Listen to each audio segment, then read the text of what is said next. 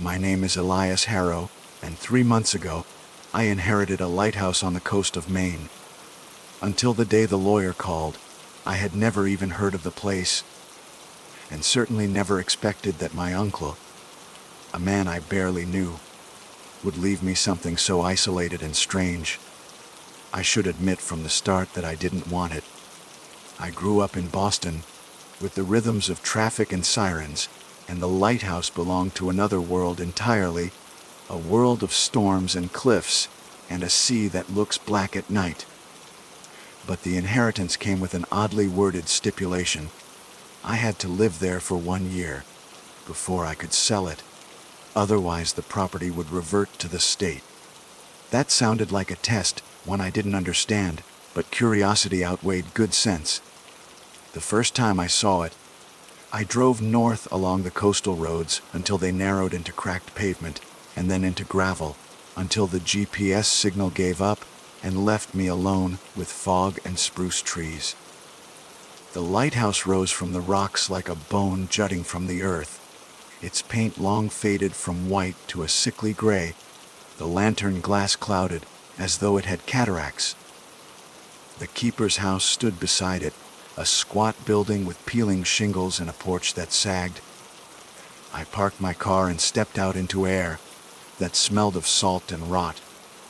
The sea below crashed with a rhythm that felt rehearsed, almost deliberate, as if the waves had been waiting for me. The key the lawyer had mailed me worked, but the door opened reluctantly, groaning on rusted hinges.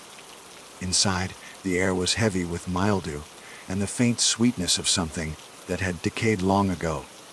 Dust coated the furniture, but there were personal touches that unsettled me. A mug left half full on the counter, boots by the door, a jacket slung over the back of a chair. My uncle had died nearly a year before, yet the house looked as though he had stepped out only minutes ago. I wandered through the rooms, each more cluttered than the last, filled with nautical maps, notebooks, and strange objects I couldn't immediately identify. One shelf in the living room sagged under the weight of glass jars, each containing seawater with handwritten labels like September 14, 1979, or Solstice 1983. In the bedroom, the wallpaper had been peeled back to reveal charcoal marks on the plaster, circles, arrows, and what looked like words in some half-erased language. I didn't linger on them. That first night, I lay awake listening to the sea hammer the rocks. The beams from the lighthouse still turned, though I hadn't yet found how to operate it, and every rotation threw a pale glow across my bedroom window. At some point after midnight, when the tide was at its loudest, I heard something else layered beneath it, a low, deliberate knocking that seemed to come from inside the walls. I tried to tell myself it was just the old house shifting, the beams creaking in the salt air, but the knocks had rhythm, and they came in sets of 3. I spent the next day exploring the tower itself. The iron spiral staircase was corroded, and every step echoed too long, as though the sound traveled deeper than the stone could hold. At the top, the lantern room looked out over nothing but fog. The sea had vanished, the horizon erased. When I leaned close to the glass, I noticed something scratched into one of the panes. "Do not answer." The words had been etched with something sharp, each letter jagged and desperate. That night, the knocking returned.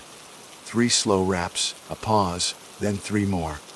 This time, it seemed to come from the door itself, as though someone were waiting to be let inside. I forced myself not to move, not to breathe too loudly, and eventually it stopped. When morning came, I found no footprints, no sign of visitors, only the same restless ocean below. I tried calling friends to tell them about the strange inheritance, but cell service was non-existent out here, and the landline in the kitchen produced only static, like the rush of wind over a microphone. Once, in the middle of that static, I thought I heard a voice. It whispered a single word I couldn't quite catch, something drawn out, almost like my name but not quite. I slammed the receiver down and didn't touch it again for days. Living here, even briefly, began to change my sense of time. The days stretched, the fog never fully lifting, the sun barely making it through the heavy clouds. Nights came too quickly, and the lighthouse beam felt less like a safeguard and more like a pulse, keeping time for something unseen. The jars of seawater caught my attention more and more. I noticed that they weren't still. Tiny currents swirled within them, even when I hadn't touched them, as though each jar contained its own private tide. One evening, as I sat on the porch, trying to shake off the feeling of being watched, I saw movement on the rocks below. At first I thought it was a seal, its slick body dragging itself from the waves. But then it stood, awkward and tall, its limbs wrong, its face a blur even as I tried to focus. It didn't look up at me, but it lingered swaying, before slipping back into the water without a sound. I stayed awake until dawn, too afraid to sleep. In the following days, I tried to occupy myself with repairs, clearing debris from the rooms and patching leaks. In the attic, beneath a tarp, I found a trunk filled with more notebooks, their pages damp and fragile. My uncle had filled them with observations, times and dates, sketches of shapes in the fog. One page was headed with bold handwriting. The Watchers. Beneath it were drawings of figures perched on rocks, figures with blank faces and hands too long. The notes said they came with the high tide, that they whispered through the walls, that they wanted to be let in. I closed the trunk and shoved it back where I had found it. But I couldn't ignore the noises that grew louder each night. The knocks had changed. Instead of 3, they now came in sequences that mimicked human speech, like someone trying to form words by tapping. Sometimes, in the moments between, I heard faint laughter. On the 7th night, I woke to find the bedroom colder than any winter I remembered. The window was fogged on the inside, and when I wiped it with my sleeve, I saw faces looking in from the darkness, pale, featureless, pressed close to the glass as though the ocean itself had risen up to watch me. I stumbled back, heart hammering, but when I blinked, the faces were gone. Only the endless fog remained. The next morning I noticed something else. The lighthouse beam, which had always swept steadily across the sea, had stopped. It was fixed in place, pointing inland, as though illuminating the forest behind the house rather than the water. I hadn't touched the controls. I still didn't even know how they worked. Yet the beam held its position, and in its pale glow, the edge of the trees seemed to ripple, as though something inside them had moved closer. I told myself this was only the beginning of my stay, that I had many months ahead, and I had to learn how to live with the strangeness. But even then, in those early days, a part of me knew I had made a mistake. The lighthouse wasn't just strange. It was watching me back, and I wasn't sure how much longer I could ignore it. The morning after the lighthouse beam froze, I went up the spiral stairs, determined to force it back into motion. Each step trembled under my weight, and I gripped the railing to steady myself. Though even the railing seemed faintly warm, as though it had a pulse of its own. When I reached the lantern room, the light swiveled slightly, then clicked to a stop again, still aimed at the inland woods. The gears groaned when I tried to turn them by hand, but they refused to budge. The glass where I'd seen the words, "Do not answer," had fogged overnight, though there had been no rain, and when I wiped it with my sleeve, I swore I saw fingerprints pressed against the other side. They were too long, the spread of each finger unnatural, and when I leaned closer they faded as though whatever made them had withdrawn back into the mist. I wanted to call someone, anyone, just to anchor myself back in reality, but the landline downstairs had gone silent. No static this time, no whisper of voices, just an empty hush that reminded me too much of the pause before the ocean sucks back for a wave. My uncle's notebooks haunted me. I tried not to open them again, but curiosity has claws, and one night I found myself sitting at the kitchen table with a candle, reading by its unsteady flame. He wrote in clipped sentences, like he didn't want to linger on the details. They come with the fog. They stand where the rocks bleed into the sea. They know names, and scrawled across multiple pages, repeated like a mantra, do not open the door when they knock. The trouble was, the knocks had grown bolder. They came earlier each night, sometimes as soon as dusk fell, and they weren't always confined to the front door anymore. Once, I heard them inside the kitchen walls, right behind the stove. Another time, they came from beneath the floorboards, directly under my bed. 3 slow raps, then silence, then 3 more as if waiting for a reply. I thought about leaving, of course. I could have packed the car and driven back to Boston, inheritance be damned. But something about the contract, the stipulation about staying a year, gnawed at me. It didn't just sound like legal red tape, it felt like a warning disguised as obligation. Like my uncle had known I couldn't run. That once I stepped into this place I was already bound. And there was something else, too, though I barely admitted it to myself. I wanted answers. If my family had carried this secret for generations, if the lighthouse wasn't just a building, but a kind of sentinel, then I wanted to understand what it was guarding against, or what it was guarding in. One evening after the sky collapsed into another slate, gray dusk, I carried one of the seawater jars out to the porch. I held it against the light, and what I saw inside made my skin crawl. A faint shape swirled in the water, like a figure suspended in miniature. Its limbs stretched unnaturally, its face blurred, but when I tilted the jar, the shape tilted too, as though it knew it was being observed.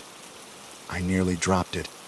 Instead, I screwed the lid tighter and shoved it back inside with the others, all of them trembling faintly on the shelf, as though stirred by an unseen tide. That night the knocking came again, but this time it was accompanied by a voice. Faint at first, like wind through reeds, but it sharpened until it was unmistakable. It spoke my name, not just once, but again and again, testing the weight of it, sometimes drawn out, sometimes whispered fast like a secret. My uncle had written that no names, but knowing it and hearing it spoken from inside your own walls are 2 different things entirely. I sat in the dark, clutching a hammer I'd taken from the shed, though I knew it would do no good against whatever moved in the fog. When dawn came, I noticed something new. The forest behind the house looked closer, not just in the sense of perspective, closer, literally, as if the tree line had crept forward several yards overnight. Branches loomed where the open grass had been, needles brushing the edge of the porch rail. And within those trees, shadows swayed though the wind was still. The lighthouse beam, fixed on the woods, seemed almost to be holding them back. A thin slice of light, pushing against something that wanted to cross. I spent the day searching the house for anything useful, something my uncle might have left behind. In a drawer of the desk upstairs, I found a small brass key wrapped in oilcloth. The tag tied to it read simply, "Basement." That startled me because I hadn't found any door leading down. I spent hours knocking on floors and walls until I discovered a trapdoor beneath the rug in the pantry. The key fit. The air that rose from below smelled like brine and rust. I lit a lantern and descended narrow wooden steps into a space that shouldn't have existed. The lighthouse sat on solid stone, yet beneath it was a chamber carved deep into the rock. The walls sweated with moisture, and in the center of the floor stood a stone basin filled with seawater that shifted and swirled although there was no source feeding it. Around the basin, more jars lined the shelves, dozens, maybe hundreds. Some were cracked, their contents evaporated to leave behind faint salt stains. Others glowed faintly, the water within them shimmering as though stirred by invisible currents. On the far wall hung a board where slips of paper had been tacked with nails. Each paper held a single name, written in my uncle's cramped hand. Many had been crossed out with black ink, but the remaining ones filled almost the entire board. And at the very bottom, a fresh slip with my own name, Elias Harrow.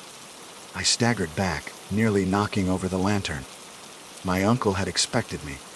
More than that, he had prepared for me, as though this place demanded a keeper, and I had been next in line whether I wanted it or not. I didn't touch anything else in that basement. I fled back upstairs, slamming the trapdoor closed and dragging the heaviest furniture I could find across it. That night, I didn't sleep. I sat in the living room with every light burning, listening to the knocks crawl from one wall to another, the voice whispering my name until it dissolved into laughter. At some point I must have dozed, because I woke with my head against the arm of the chair and the room dark, though I knew I hadn't turned the lights off. The power had gone out, but the beam of the lighthouse still glared through the fog, cutting across the woods as if it ran on something older than electricity. In that half-dark, I heard footsteps across the porch. Not the shuffle of boots or shoes, but the deliberate slap of wet feet. They stopped just outside the door, and then the knock came again, slower this time, almost patient. I held my breath. The silence stretched, then a voice rasped through the keyhole. "You don't have to be alone." I wanted to scream, to tell it to leave, but the words died in my throat. The handle of the door jiggled once, then stilled. When I finally found the courage to look through the peephole, there was nothing there, only fog, thicker than ever, pressed against the glass. When dawn came, the tree line was closer again. The beam now barely reached them. And I had the sickening sense that the light wasn't going to hold forever. Whatever my uncle had been doing with the jars, with the basin in the basement, it had been keeping something at bay, and now it was my turn. I don't know what's waiting in those woods, or what rises from the sea when the fog rolls in. I only know that each night, the knocks grow bolder, the voices clearer, and the faces press closer to the glass. And every morning, I find my name written in places I never left it, scratched into the window frame, etched into the dust on the shelves, scrawled in charcoal across the bedroom wall. Always my full name, as if something is claiming it, as if something is claiming me. By the third week in the lighthouse, I stopped marking the days on the calendar. It was pointless. The fog smudged time into one long, gray smear, and the nights seemed to stretch until they swallowed the days whole. I barely slept, and when I did, I dreamed of water pressing against glass, of whispers rising from the deep, of hands tapping in patient rhythm against walls that were too thin to keep them out. One morning, I woke to find the word "open" scratched into the condensation on my bedroom window. My pulse hammered so hard it hurt. I knew I hadn't done it. The letters were too sharp, too deliberate, and they were written from the outside. That was the first time I considered leaving seriously. Packing the car, driving until the fog let me go. But when I staggered outside to the driveway, the car was gone. Not stolen, not driven away. The gravel was undisturbed, no tire marks leading off. Just gone, as though it had never been there. I searched the cliffs, the rocks, even the narrow trail that led toward the woods, but there was no sign of it. And when I came back to the porch, winded and shaking, there was a new jar waiting on the step. It was identical to the others in the house, sealed glass, cloudy seawater sloshing faintly inside. But this one had no date, no label, only my name written in faded black ink across the lid. I didn't touch it. I kicked it into the grass, but when I checked later, it was back on the shelf in the living room with the others, lined neatly as though it had always belonged. After that, I couldn't avoid the basement any longer. I moved the furniture away from the trapdoor, unlocked it, and forced myself down those narrow stairs again. The basin still churned with its private tide, faint light shimmering across the walls, and the board of names. It had grown. Where there had been a single slip with my name at the bottom, there were now several, all identical, stacked in a column as if written again and again. Elias Harrow, Elias Harrow, Elias Harrow. I grabbed one of the slips and tore it down, crumpling it in my fist. The basin water swirled violently in response, slapping against the stone sides. I threw the paper into the flame of my lantern, watched it curl and blacken. But when I looked back at the board, the slip had returned, perfectly intact, pinned beside the others. My name multiplying like infection. That night, the knocks didn't stop. They started at sundown and went on until dawn, circling the house, migrating from door to door, wall to wall. Sometimes it was a polite rap, sometimes a thunderous pounding that shook the windows. The voice followed, whispering through cracks, cajoling, threatening, even laughing. At one point it said, very clearly, "We have your car. You don't need it anymore. Just open the door." I jammed earplugs in and wrapped a blanket over my head, but nothing kept it out. The words crawled under my skin, and I realized the worst part wasn't the threats. It was the temptation. Each night, the loneliness grew heavier, the walls smaller, and a part of me wanted to see what waited on the other side, if only to end the endless waiting. By dawn I was delirious. I stumbled into the kitchen, desperate for water, and froze. Every jar on the shelves had turned cloudy, not with salt but with shapes. Tiny, distorted figures moved inside, pressing their palms against the glass, mouths open in silent screams. Some looked like they were trying to claw their way out. Others just watched me. I swept the whole row onto the floor, shattering them one by one.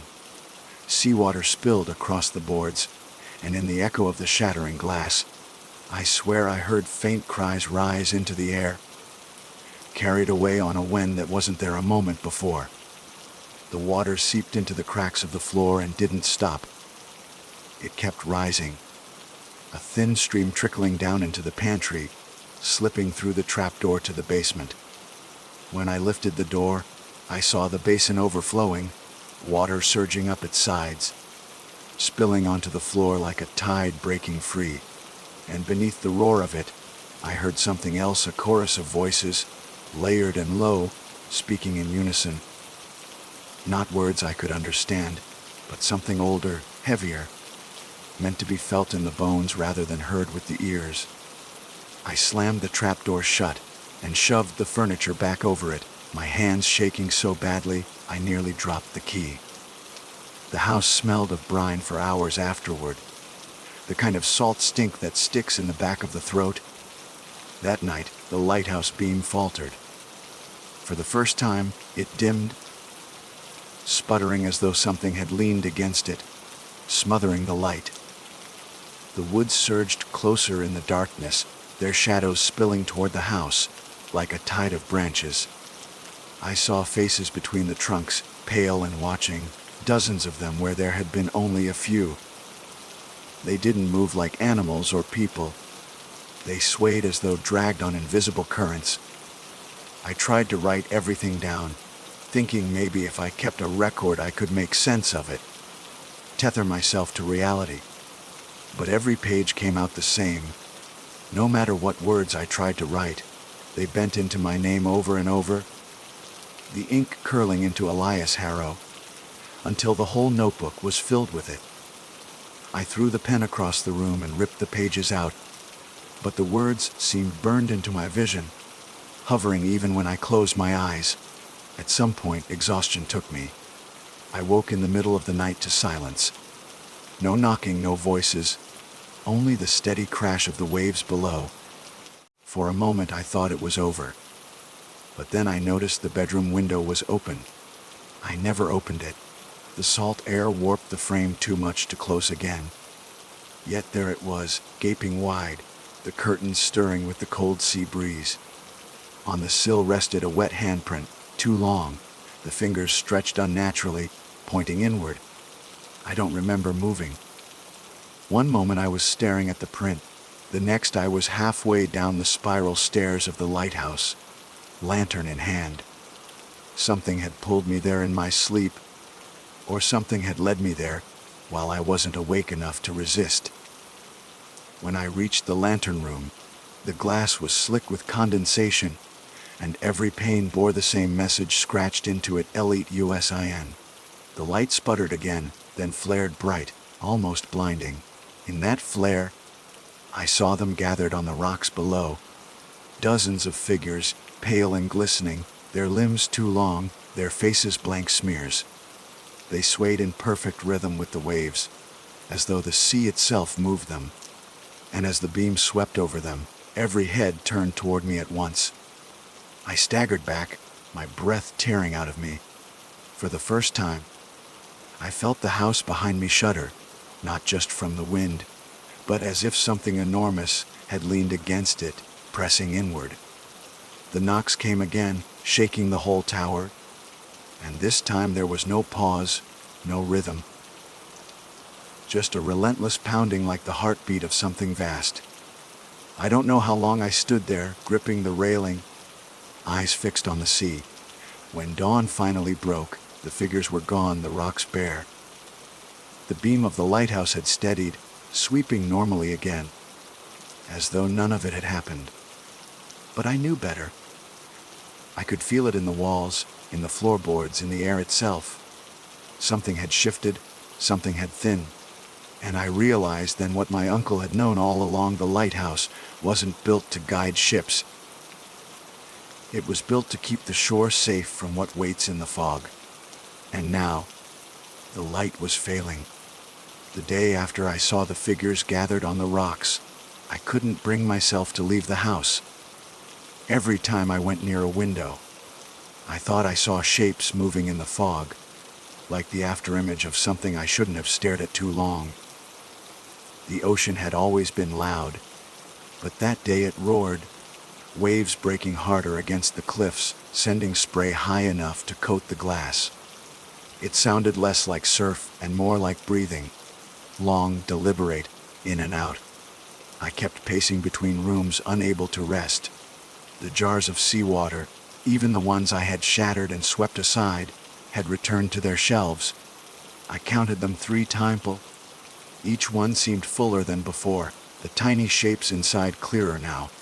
Not vague shadows anymore, but figures that looked almost human, pressed against the glass with faces twisted in silent pleas. Their mouths opened and closed like fish gasping for air, though there was no air in those jars, only the shifting tide. By afternoon, I worked up the nerve to return to the basement.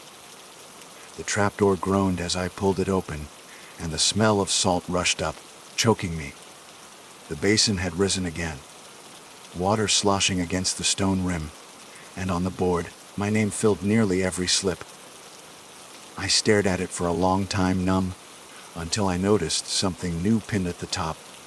A note written in a different hand, shakier, messier, as though scrawled in haste. It read, "You cannot win, but you can last. Keep the light burning. Do not speak to them. Do not give them your name." It wasn't my uncle's handwriting. I didn't know whose it was. The ink looked fresh, as if someone had placed it there only hours ago. My skin crawled with the thought that whoever had written it might still be near. That night, the knocking began again, but not at the door. It came from inside the lighthouse tower, echoing down the spiral stairs. Each metallic clang reverberated through the walls, vibrating the air, until the lantern above me shook in its frame. I grabbed a flashlight and forced myself up the steps. My breath ragged, each footfall louder than it should have been. When I reached the lantern room, the knocking stopped. Silence pressed against the glass until my ears rang. I told myself it was just the storm, the metal expanding, the sea pounding below. Then I saw the condensation on the inside of the glass again. A single word written large enough to span 3 panes, tone and IGHT.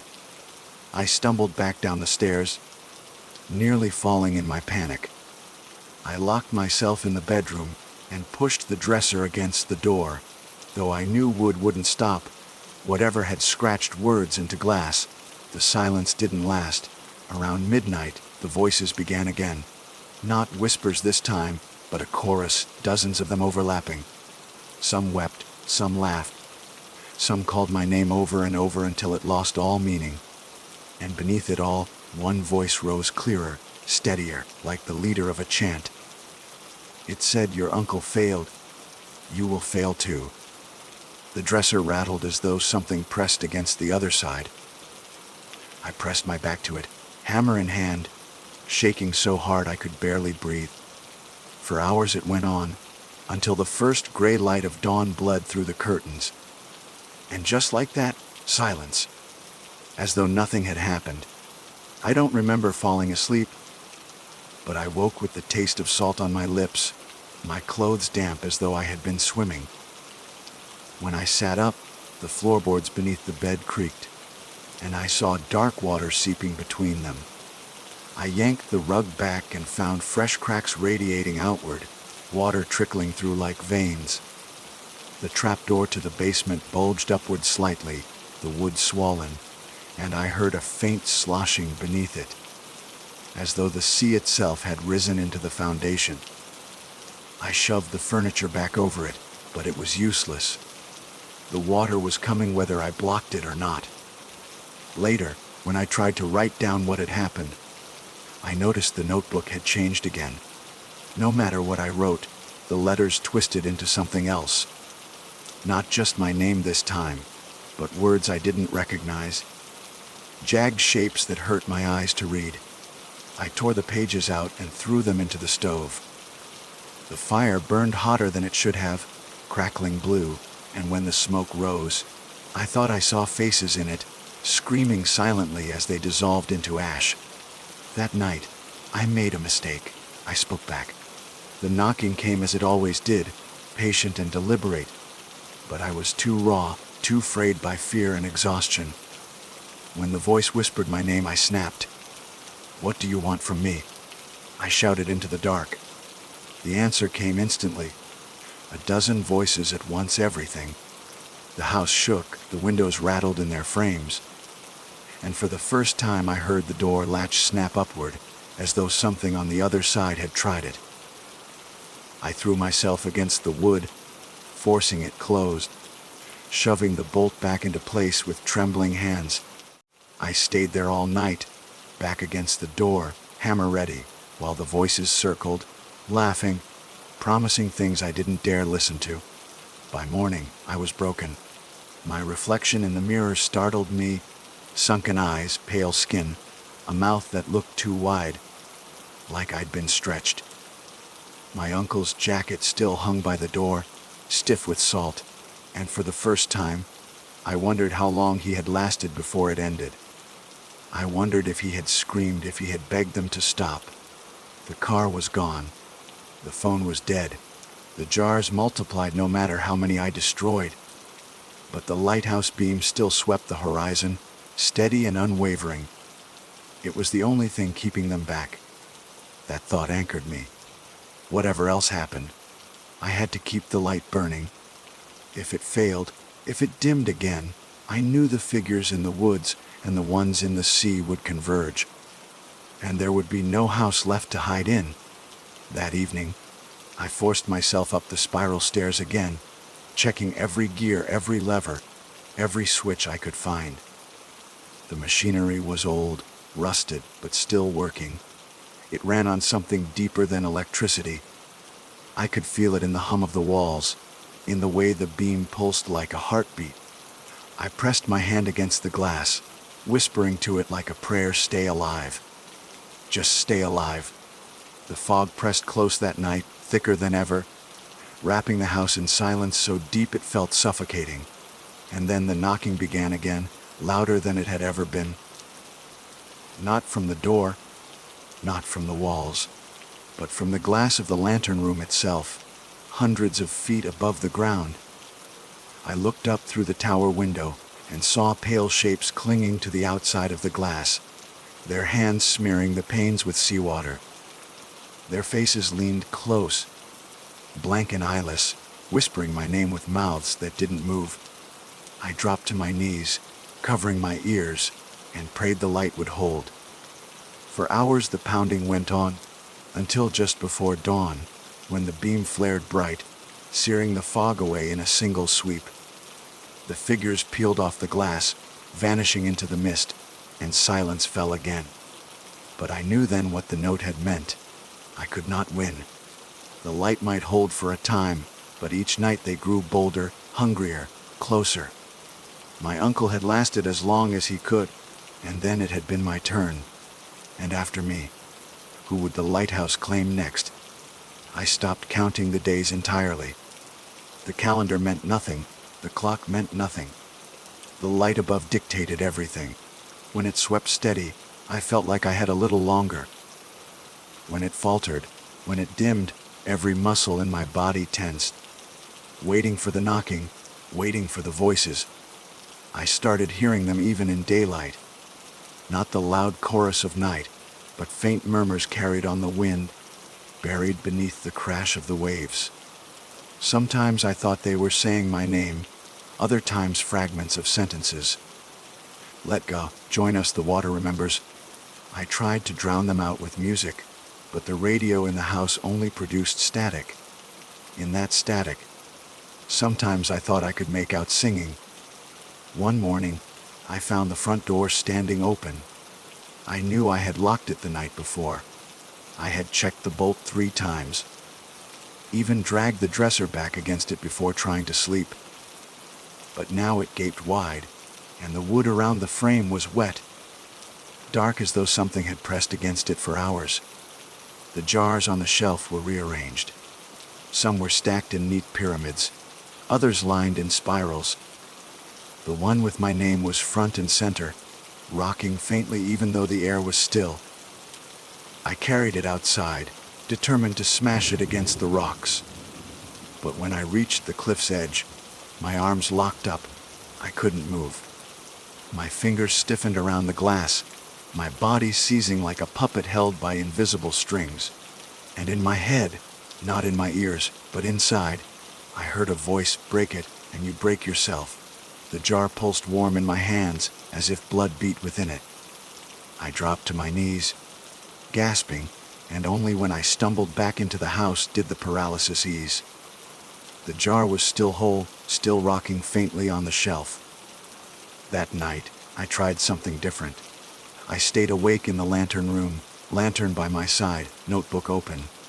I told myself I would face them, that if they knocked I would see what they wanted instead of hiding behind locked doors like a child. The fog thickened until the beam looked like it was shining into a wall, the glass fogged with condensation. And then softly the knocks began, not at the door, not even at the walls, but directly behind me against the iron floor. I froze. It was impossible. No one could be beneath me in the lantern room. Still, the knocks went on. 3 slow raps, then silence.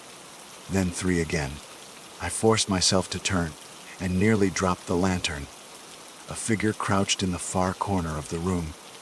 Its skin was slick and pale, glistening as though dredged from the sea. Its limbs bent wrong, knees backward, fingers too long. The face was a blur, features smudged as though erased. And yet when it leaned forward, I knew it was staring directly at me. It whispered my name. Once, and the lantern flame shuddered as if the word itself had weight. I tried to speak, to ask what it wanted. But the moment I opened my mouth, the air thickened, brine flooding my throat. I choked, staggered, and when I blinked, the corner was empty again. Only condensation on the glass remained, shaped into the words sewn. I fled back down the stairs, but the echoes followed me. Each footstep reverberated longer than it should, multiplying until it sounded like dozens of feet rushing just behind me. By the time I slammed the trapdoor to my bedroom and curled against the dresser, I was sobbing, the hammer slipping from my hands. When dawn came, I found footprints on the spiral stairs. Wet, too long, each print leaving behind streaks of salt that glittered in the morning light. I started seeing changes in myself. At first I thought it was exhaustion, the shadows under my eyes, the tremor in my hands. But then I noticed my reflection. My face was thinner, my eyes sunken deeper, and when I leaned closer to the mirror, my pupils looked too large, swallowing the iris. My skin tasted of salt when I licked my lips. Sometimes my breath missed it even when the room was warm, and once, when I coughed, a trickle of seawater spilled from the corner of my mouth. The basement called to me. I tried to ignore it, but I dreamed of the basin, of slipping beneath its surface, of joining the whispers that swirled there. When I woke, I'd find myself standing above the trap door, hand on the key in my pocket. I started sleeping with the key locked in a drawer, but somehow it always ended up back in my hand when I woke. One evening, while rummaging through the desk again, I found a letter wedged deep in the back of a drawer. It was addressed to me, though the ink was faded, the paper warped by moisture. It was my uncle's writing this time. Elias, if you are reading this, then you have already seen them. They will take pieces of you night by night. You will change. That is their way. I tried to fight it, but I failed. Do not trust the jars. Do not drink the water. Do not answer when they knock. When the light falters, you must give it blood. It will not burn on its own forever. If you starve it, the sea will claim everything. The letter ended there, torn at the edge as though the rest had been destroyed. I stared at it for hours. Blood. My uncle had been feeding the lighthouse blood. That's why the machinery never failed, why the beam pulsed like a heartbeat. The thought made me sick, but at the same time, it explained everything. The light wasn't a machine. It was alive, or at least tethered to something that lived. And it was hungry. That night, when the beam flickered again, I cut my palm with a kitchen knife and smeared the blood across the iron gears in the lantern room. The light flared bright instantly, sweeping strong across the fog, and the knocking outside ceased as though someone had snapped their fingers. Relief swept through me so strong I nearly collapsed. For the first time in weeks, the voices went silent, but the silence didn't last. I woke the next morning with the taste of rust in my mouth, my lips cracked, my veins throbbing. The cut on my palm had healed already, leaving behind faint lines like scales. The jars on the shelves rattled, the shapes inside pressing harder against the glass. One jar had cracked slightly, salt water seeping down the wood. I knew then that I hadn't bought safety. I had bought time, and time was running out. By the 5th week, I began hearing footsteps in the house during the day. Slow, deliberate, as though someone were pacing the hallways while I sat frozen in the kitchen. Once, I saw the doorknob twist. Another time, I heard breathing outside the bathroom door while I showered. Heavy, wet breathing, matching the rhythm of the tide. The forest behind the house had crept so close that the branches scraped the windows. In daylight, I could see pale shapes swaying among the trunks, motionless until the beam of the lighthouse swept past, driving them back a little. But the beam was weaker now. I could see it dim with each pass, its edges fraying. And in the basin below in the basement, the water had risen nearly to the rim. When I dared to peer inside, I saw faces swirling within it, mouths opening in silent screams, eyes rolling upward. One face was unmistakable, my uncle's, eyes wide, lips mouthing a single word over and over. Run! I staggered back, but where could I run? The car was gone. The phone was dead, and the forest and sea pressed in on all sides. The lighthouse was no sanctuary anymore. It was a trap, and I was the bait it demanded. That night, the voices didn't whisper, they shouted. Hundreds of them shaking the walls, rattling the glass, pounding in perfect rhythm with the waves. The jars shattered one by one. seawater flooding the floor, and the figures inside spilled out like smoke, swarming the house. I screamed, slashing at the air with my hammer, but the shapes passed through me, chilling me to the marrow. I fled to the lantern room, blood running from my nose, coughing seawater with every breath. The beam sputtered, dimmer than ever, and the word appeared on the glass again, Nanodabu. I pressed my bleeding hands to the gears, begging the light to hold. For a moment, it flared, brighter than ever, burning through the fog, scattering the figures. But in the flare, I saw something vast beneath the sea, rising, stretching long arms toward the shore. Bigger than the lighthouse, bigger than the cliffs. A shape older than memory, and it was coming closer. The beam held for only seconds, but in those seconds I saw the truth. The things in the fog weren't the threat. They were its shadows, fragments of something deeper, something that lived in the ocean beneath me. The vast shape I glimpsed rising in the water, its arms long enough to drag ships under like toys, its face hidden but vast and endless. That was what the lighthouse was meant to hold back.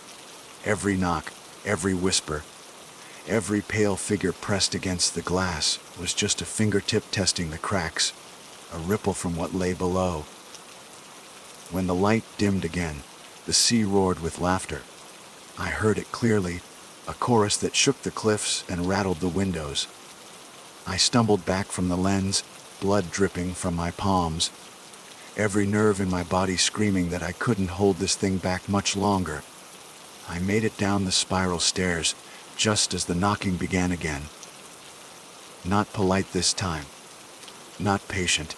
The entire house shook with it. Windows shattered, glass exploding inward, curtains flapping in a gale that reeked of salt and rot. The floorboards bowed, as though something massive pressed against them from beneath. I tried to barricade the door again, but the wood splintered under each slam, cracks spiderwebbing outward. The jars had all shattered by then, flooding the house ankle, deep with seawater. Shapes swam in it, darting between my legs, brushing cold against my skin. Some of them had faces I recognized, faces from old family photographs, faces I thought long dead.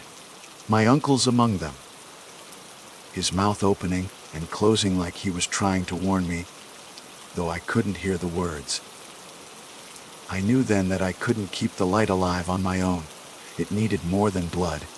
It needed a life. My uncle must have known it too, in the end. That was why the inheritance came with its condition, 1 year. 1 year to keep it burning before the ocean claimed me, and the lighthouse claimed someone new. The voices pressed harder, their chorus swelling until my skull felt like it would split. Elias Harrow, Elias Harrow, Elias Harrow.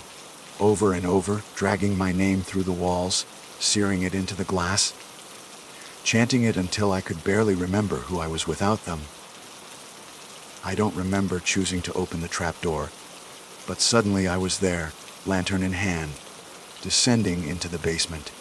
The basin had overflowed completely, seawater pouring across the stone floor, rising to my ankles. The slips of paper with my name had multiplied until the board was covered in them, overlapping, hundreds deep. And in the water itself, faces churned. Dozens, maybe hundreds, mouths open in a silent scream that shook the air. I should have run. I should have fought. But instead I stepped into the basin. The water closed over me, icy, burning alive. I couldn't breathe, couldn't see, but the voices filled me, bursting behind my eyes. They weren't calling my name anymore. They were calling me home. For a moment, I understood everything.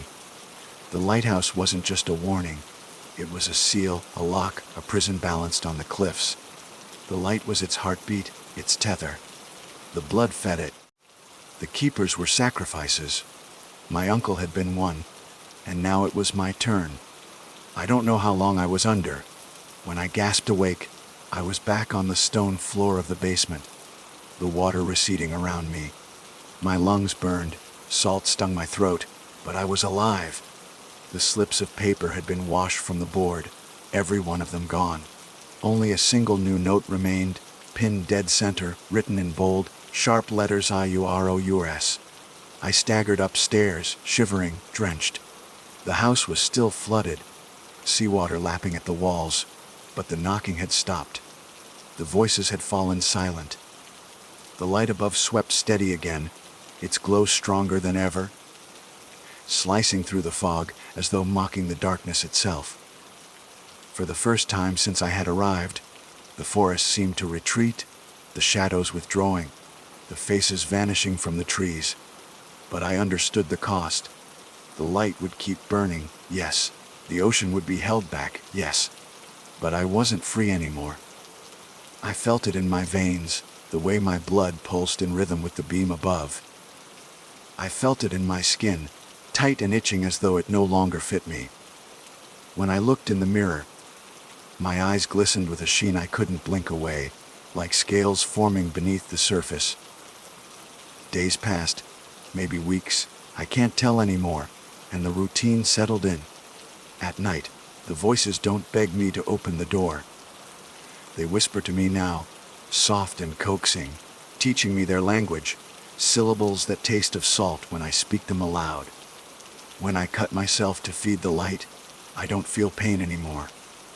The wounds close instantly, and the blood flows easier, eager, as though it knows where it belongs.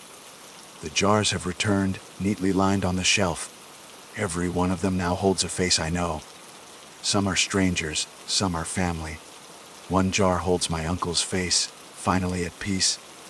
And one jar, right in the center, holds my own. My reflection stares back at me through the glass, mouth opening and closing, gasping silently like all the others. I can't leave. The car will never come back. The phone will never ring. The forest would swallow me if I tried to run. The sea would drag me under if I tried to swim. The lighthouse is mine. And I am the lighthouse's. And when the year ends, when the inheritance cycle resets, someone else will come. Some cousin I've never met. Or some distant hair plucked from a family tree they never cared about. They'll drive up the gravel road, see the beam sweeping through the fog, and wonder why the door is already open. And I will be waiting for them, because I hear the knocking now, too. Not outside the walls, but inside me. And when they arrive, when they step through that door, it won't be the ocean that welcomes them. It will be me. The lighthouse will never be empty again.